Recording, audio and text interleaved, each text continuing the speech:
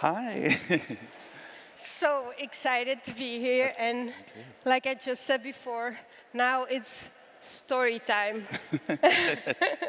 So much amazing work that you were a part of, that you are still a part of, that we're going to discuss.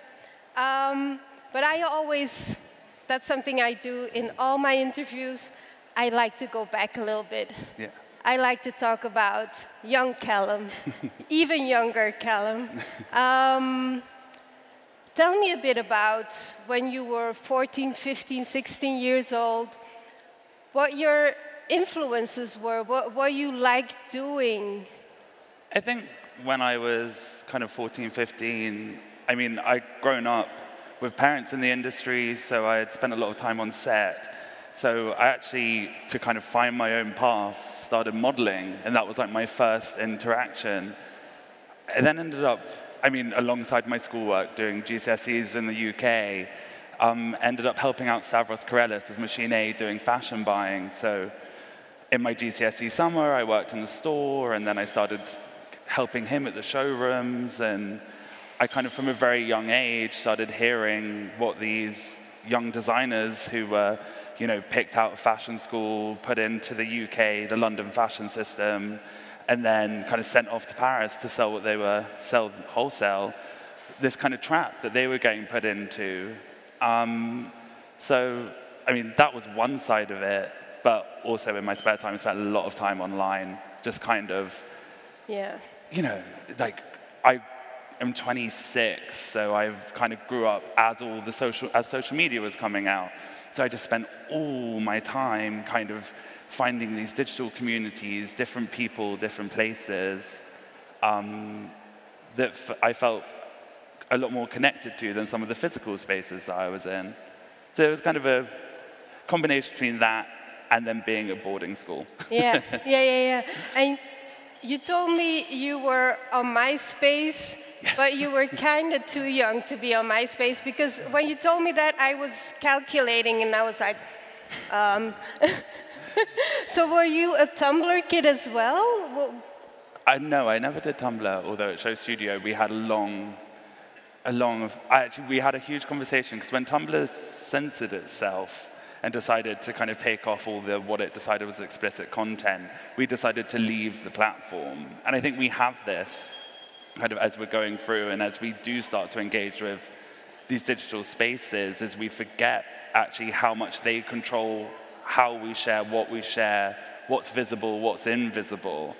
So I actually never did Tumblr, but yeah, I had a lot of arguments about it in the end at work. And I think being so immersed in these digital spaces as a kid or when I was growing up has really allowed me to kind of reflect quite critically and engage with them critically, which has been kind of phenomenally important in my work, because now clients come to SHOWstudio and, you know, they see what we do with live broadcasting and fashion film, and, you know, they want help in how to engage, not just to make more money through the internet, but actually to communicate and engage with discerning people, because we forget between all these statistics and everything and reports and how to be sustainable and make money and all the important things, that clients are people, and, you know, especially when we're separated digitally, it's very easy just to think that people are just kind of statistics or open wallets, or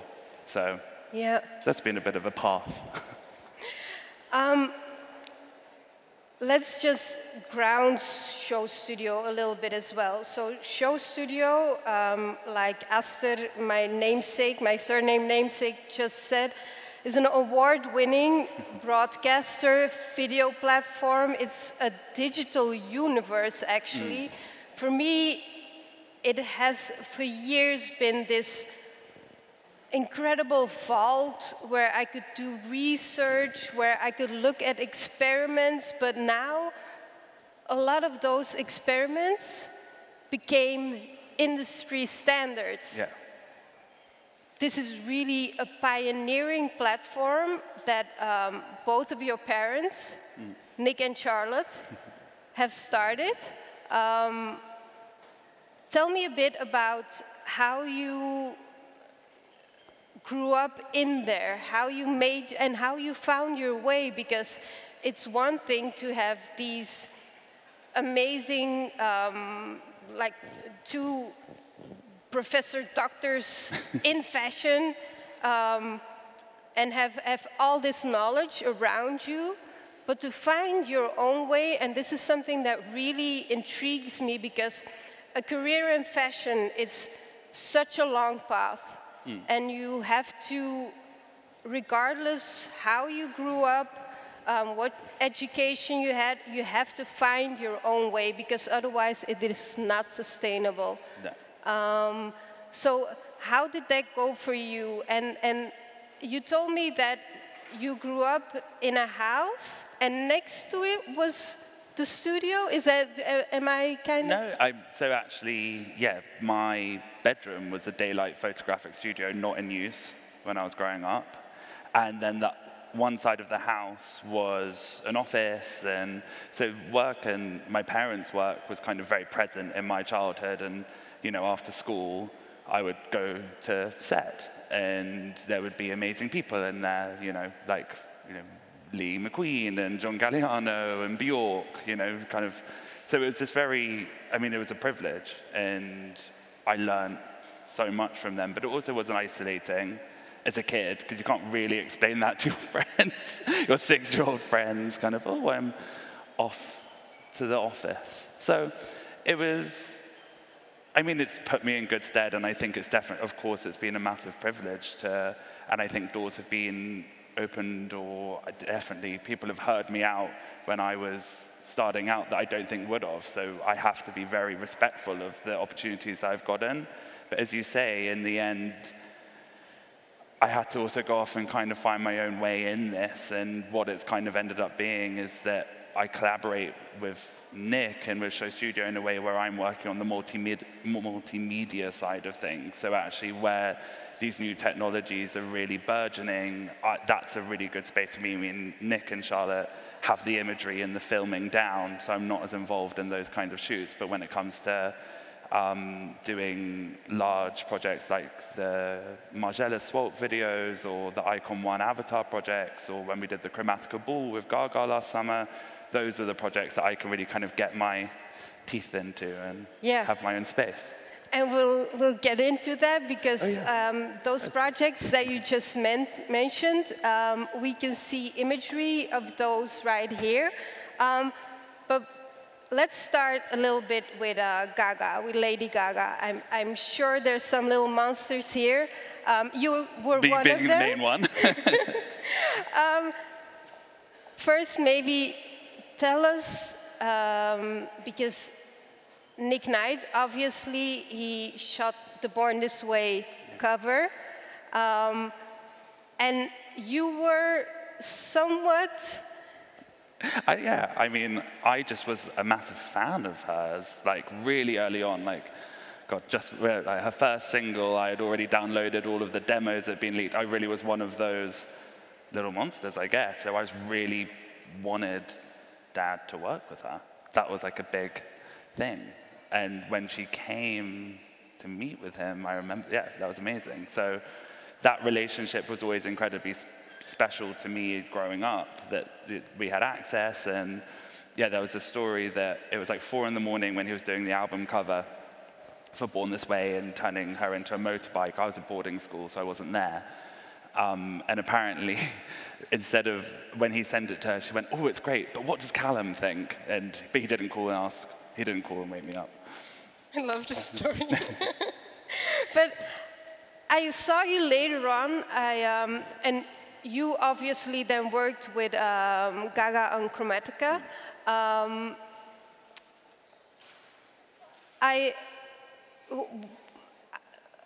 Because I saw you ask your father as well in an interview, are you ever taking the little monsters, their reactions into consideration? And it was a broader question than that, in the sense like you work with a lot of iconoclasts, renegades, boundary pushers, people that a lot of people have a lot of reaction to, both really good and really bad.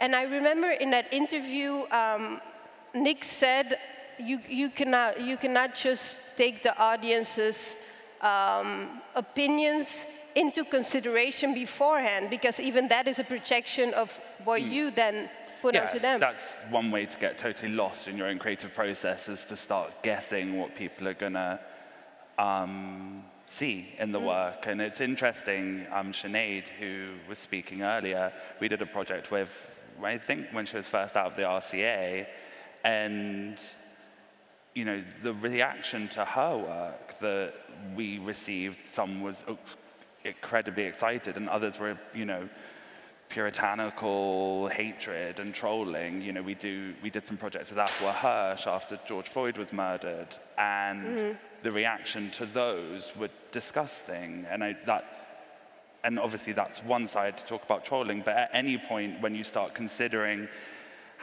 when you start tailoring a project and the process to how it's going to be received online, you're guessing, so you have no idea, and you're projecting your own issues far too much into the mix, and you just get lost, because it's like chasing your own tail.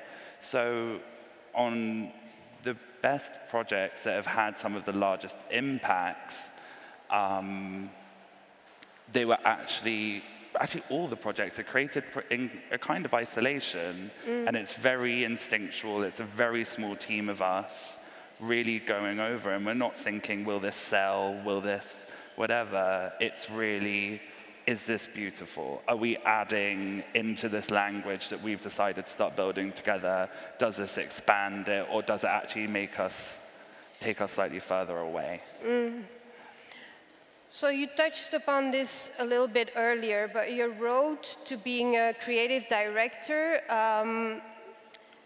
your college was kind of all these different jobs in fashion that you sampled, but in a really serious way. As a model, as a buyer for Machine A, arguably still one of the best stores and most exciting stores in the world. So model, buyer, then interviewer, critic, content creator, and content director. How that path for you? Was that pure interest, or? I still don't have any form of career plan. I think in a bit the same way that I'm not very focused on what I'm doing. And I have amazing institutions I work with, like SHOWstudio, that really, you know, in the end of the day, I'm employed there. So it's, you know, about adding to that body of work, that anthology, guiding core principles into the modern day. And it's always been a bit like that with me. It's just been a discovery of how do you know, and also what do people around me need? It's really much to do more with my location as a person. Yeah. You know, I've also did a lot of production work because I'd been on shoots my whole life, so I kind of knew how they should work. And after doing Chromatica, I helped a couple of my friends who are musicians organize their tours and stuff. I mean, I wasn't talking to venues, but, you know, in the end, I have a huge wealth of knowledge from the situations I've been lucky enough to be in. And I used to actually have quite a lot of shame about it, but now I've realized the worst thing I can do is hold that knowledge back and be ashamed of it, and actually the best thing to do is just to talk about it. That's what SHOWstudio allows, as well as it allows a platform for, you know, critical dialogue and knowledge sharing and just exploration, and you can do anything. At no point have we ever hired anyone, collaborated with anyone because of their title, or, you know, everyone's ideas have the same weight in the studio, which is important. Obviously, there are decisions and hierarchies to be made, but there's no role that cannot make a decision or cannot have a creative idea, have a concept, and bring that to fruition. You know, structurally, conceptually, that is the way it's always been. Yeah. You just mentioned fashion critiquing as well. We're just going to slightly touch on that as a way to go to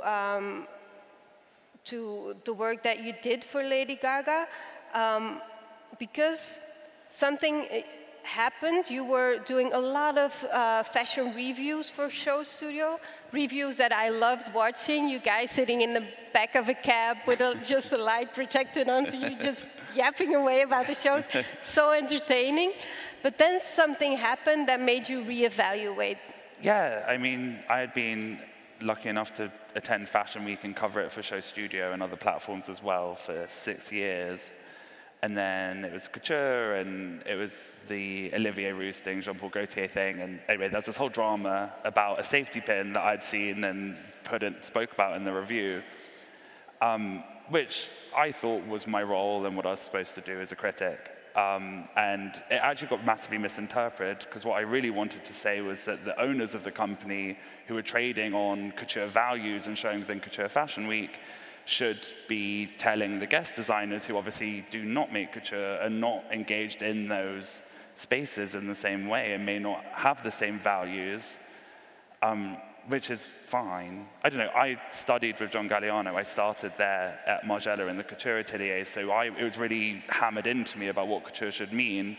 So I just was trying to have that conversation, but from a business perspective, that's saying if we, hundreds of us fly out every year to see couture, to talk about the craft, I feel that it's my responsibility, as much as it is to celebrate when I see amazing, amazing work, to also say, actually, this isn't up to standard.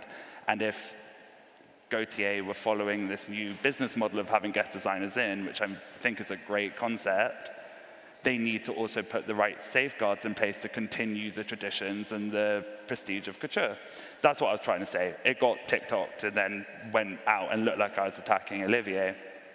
But in that process, when I came back in September, I didn't get, didn't get a lot of the tickets I used to get, whatever, and I felt this change, and I kind of realized, okay, well, I want to have an impact on this industry, and actually I don't think that Fashion Week is going to be that space for me, where I can engage critically with an industry, because no matter, SHOWstudio is not sponsored, not whatever, but actually there's still a lot of frameworks that by engaging with Fashion Week and by locating fashion within this structure, you actually are signing up to so many kind of unspoken social contracts that are very limiting on having debate and constructive conversations. And also, at some point, it's an absolute privilege to do. And if I was feeling that it wasn't the right thing, then I needed to step aside and let someone else be there for sure as well. So when you first told me that story, I was like, so what happened afterwards? Were you like in crisis? and you were like, no, I was in isolation, yes, but I was in isolation working for Gaga. Yeah. So. Yeah, I didn't notice. We were locked away in a bunker in northern England with a fake stadium, and I wasn't really allowed my phone, so I didn't know any of it was happening. But tell me about how that was, because this is one of the images, I think? Oh, I mean, it's the only image that I have, because I'm still not allowed any of the footage. It's the only thing I have from the tour. The NDAs this person had to sign is like amazing. Yeah. But this image is from... Yeah, it's from Chromatica, and it was such a privilege to work on and to work with Gaga in that way, and to really be there and build this out. And we did 5 videos for the tour, because Gaga has to go off and change. So that's what we would do. We'd do these large videos that took over the whole stage when she was off. And, it really, again, especially after talking about the kind of structure that Fashion Week adds to any kind of creativity and critique, to then go off into this thing where, we built this kind of world, this journey to Chromatica with her, and then we got to execute it in any way that we want over, to 80,000 people every 3 days, and really have that response and that feedback. It was really freeing, and it came at the right time when I was feeling a bit kind of closed in another space. So to kind of go off around Europe with her and build this. And it's funny, because people think with tours that we just finish it, before, and then, but actually if you go to the first night, the opening night of a tour, you will see a tour that will never be seen again, because we work on them she gets off stage, we review it, change it, and we normally work on the first 5 the first 5 nights are normally quite different each time because we're still reviewing and concepting. So I guess that harks back, actually. At that point, we are working with what the audience, we are really thinking about what the audience want. But yeah, so it was a really dynamic space and a really freeing space because she just let us have, she said, when I'm off stage, it's your stage. Yeah. It was great. SWOG 2, one of my favorites. Everyone, like the next couple of days, try to take a deep dive into SHOWstudio. If you're a fashion fan, really do that. Calum and I discussed, like, even he hasn't seen everything on there. But on calumnight.com, your own personal website, there's a video, 45-minute video. It's called SWOG. It stands for Sealed with a Loving Kiss, too. And it's Maison Margiela, Spring-Summer 21, the co-ed collection. And it's this amazing timepiece that still feels so current, so informative. But you see John Galliano talking to Nick and Charlotte and Calum, the whole family's there, talking to Eugene Suleiman, Pat McGrath is there, our own Olivier Rizzo is there. It's an amazing film. You creative directed that. Well, so it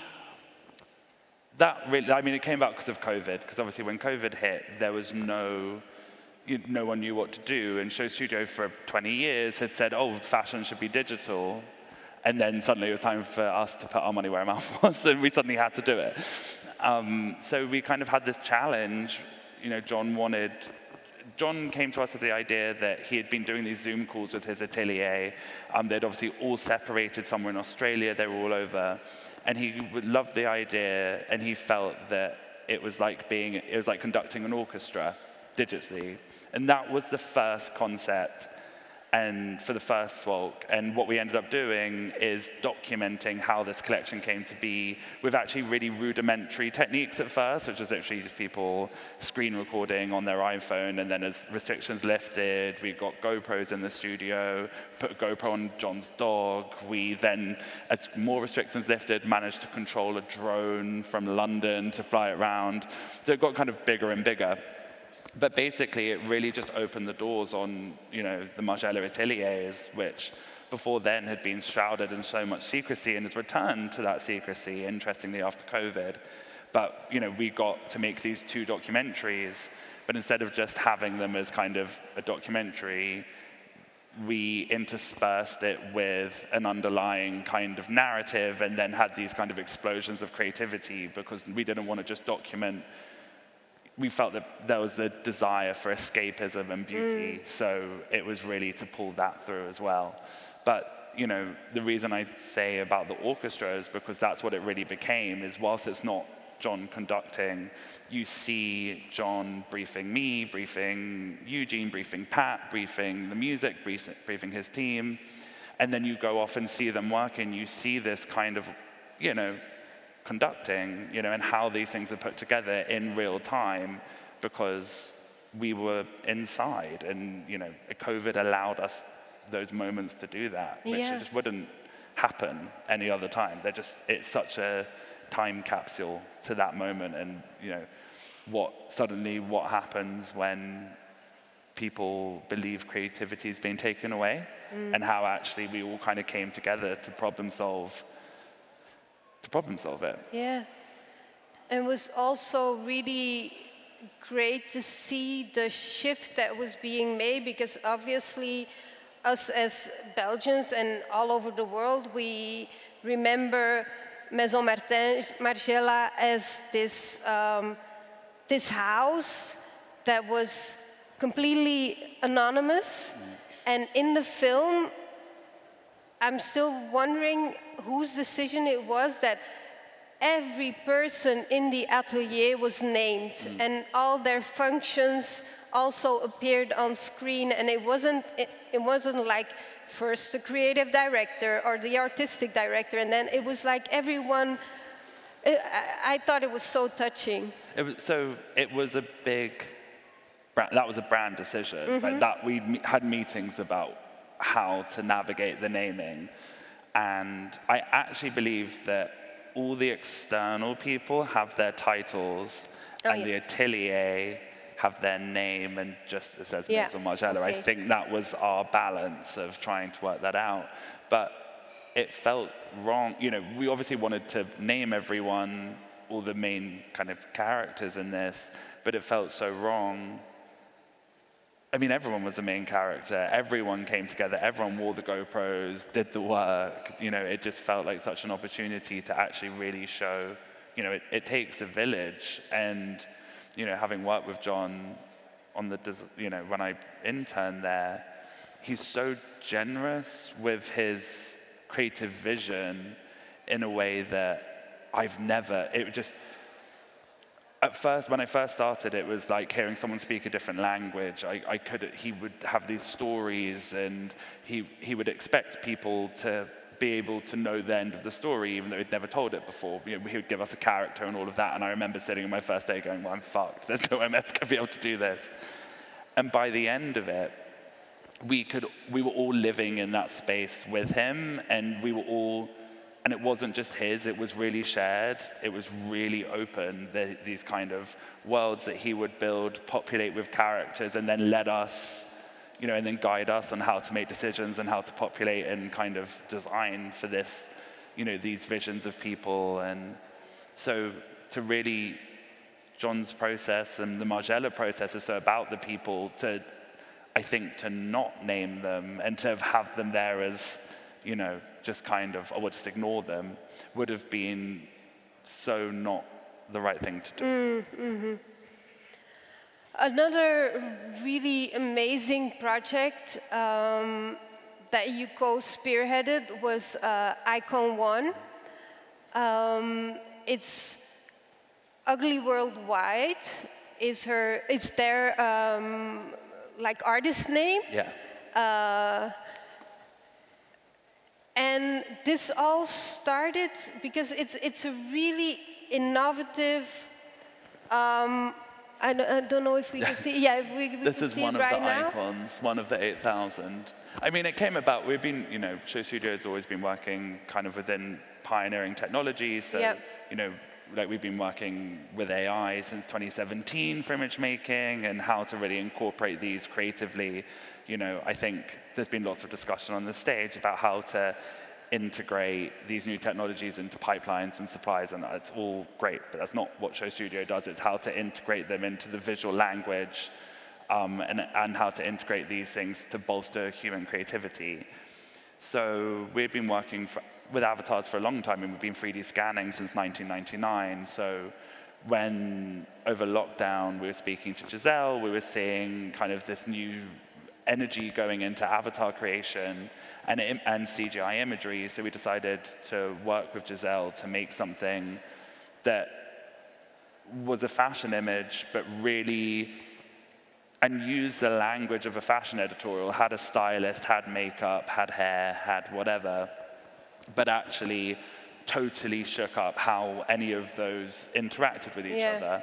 So in the end, there was the kind of all these different traits. So it was Giselle's makeup, which she made in real life. Eugene made real hair, and then we scanned those in and recreated those. We worked with 30 digital designers and showcased their work on Giselle's avatar.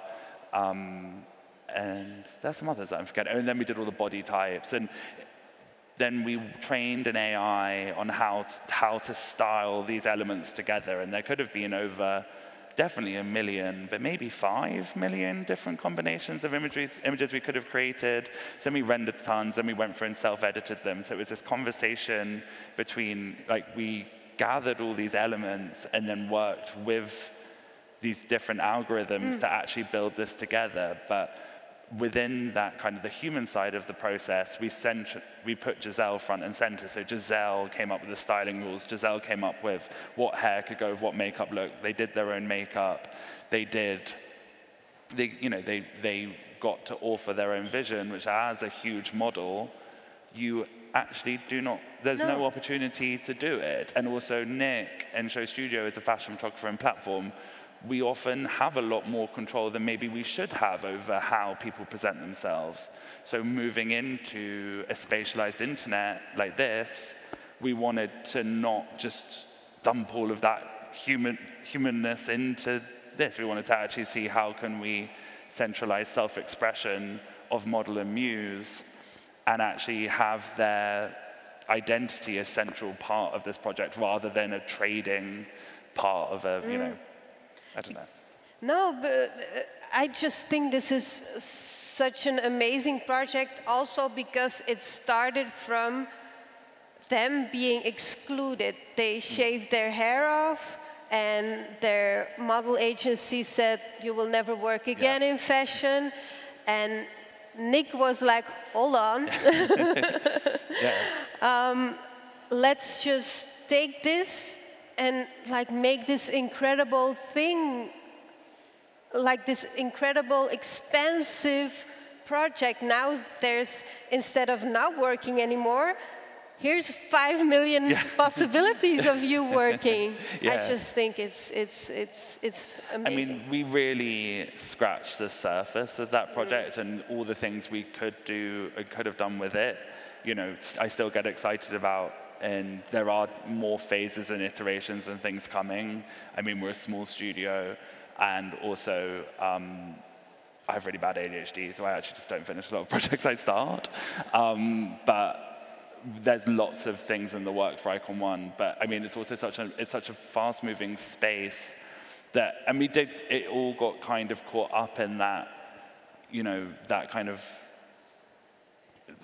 the really incessant, like, neoliberalism that happened with Web3 over COVID, just, it became quite difficult to try and, you know, we were trying to onboard fashion people into a Web3 space, but then the Web3 space felt really volatile and not necessarily like a space that was safe for like a, you know, for, you know, to be trying to bring in queer digital narratives. It just felt really like fashion wasn't ready for it. The Web3 space, I mean, was so broad, but there were parts of it that just were going in this really odd direction. So we kind of got a bit paralyzed between the two. But I think, you know, everyone's gone off the topic now for the moment, but realistically, the technology is really the only way we're going to be able to start to bring some truth back into how we interact digitally online. We need to start verifying what we do. I mean, this is a whole different topic, but you know, in the end, what we can't really believe what we see anymore. So we're going to have to find a way to verify it because all the social, you know, constructs we have around truth and how we interact physically just don't exist online. And I think we're all coming to a head quite quickly with the fact that we can't just move online the same way we move offline.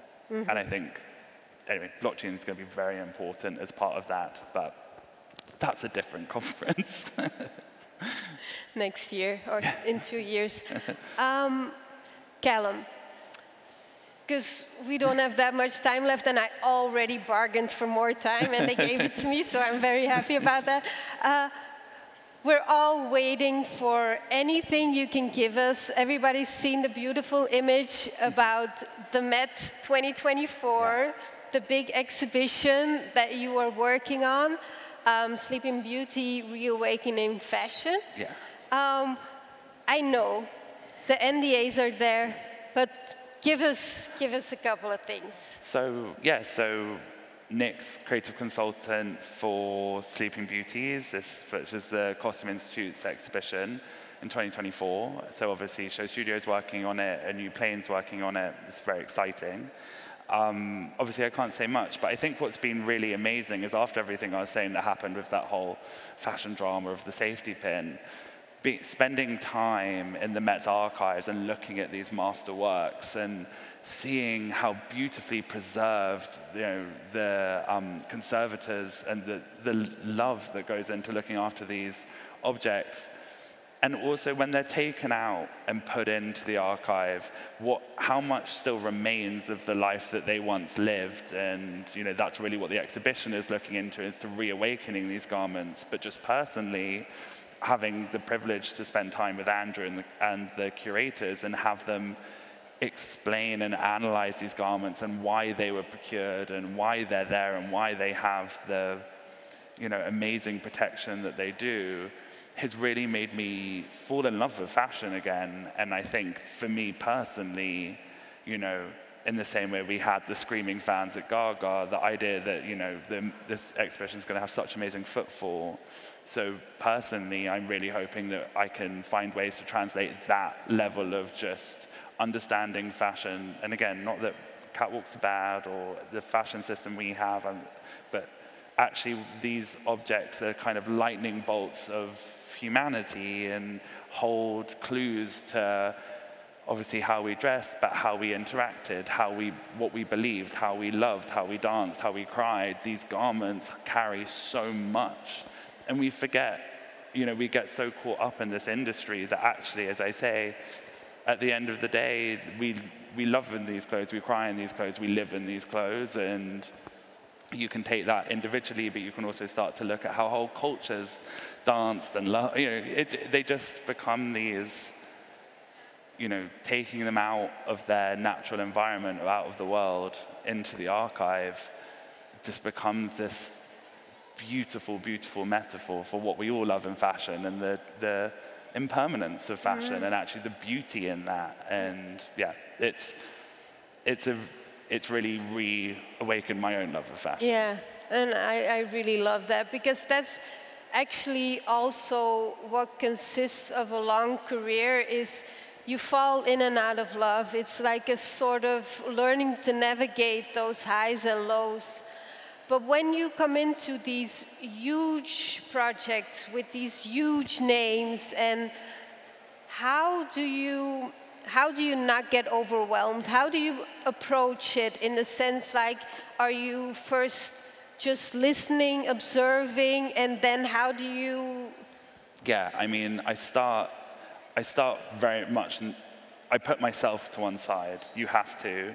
You get very engaged in building a creative language and a kind of new language with clients. Sometimes people like John I've worked with a long time, so we already have that. Other people, it's starting from the beginning. It's really hearing what they want to say, who they want to be, what they're trying to do, and then finding the way that you can share that to then, you have to live it. It becomes instinctual in the end. That's when I'm working best, is when it's instinct and I'm fluent in the project enough that I don't have to think, I can just make the decisions. And I think that really comes from John's training, to be honest, of just getting to the point where you're not creating, you're just living. Yeah. And you can create just through the state you're in every day. Yeah. And you can be really present, but that's, that takes a lot of rigor as well. Like I was doing a project. I was working with that gorgeous house of Gucci in New York, a kind of ballroom house, and we were speaking about the synergies between sport and fashion and the training. And it sounds silly at first, but it's in a documentary. It's coming out soon, so I won't try and do a potted history. But actually, there is a bit of kind of just training to be really present and how to kind of keep everything out of your periphery and just stay in the world that you're making, whether it's your first collection or your 40th or your first advertising campaign or whatever. Okay, what were the big takeaways? From the... Yeah, like how you stay centered. How do I say it? I mean, I drink a lot less, I sleep a lot more. That's kind of like the baseline. That's how it should be. Calum, we have 44 seconds. I love 44. What do you wish, like for the next year, and what do you wish for fashion